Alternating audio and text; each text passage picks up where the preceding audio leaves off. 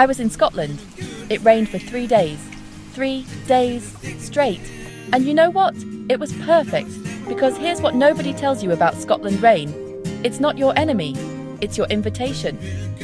I went to the National Museum of Scotland. Free entry, warm inside, stories everywhere.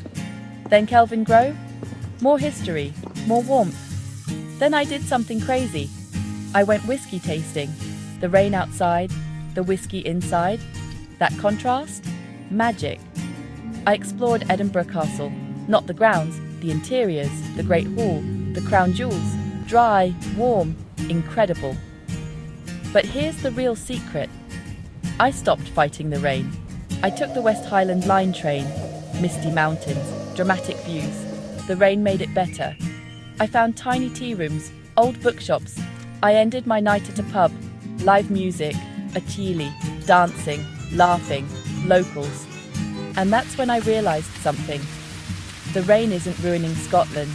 The rain is Scotland. It's the atmosphere. It's the reason to get cosy. So next time it rains in Scotland, don't hide. Lean in,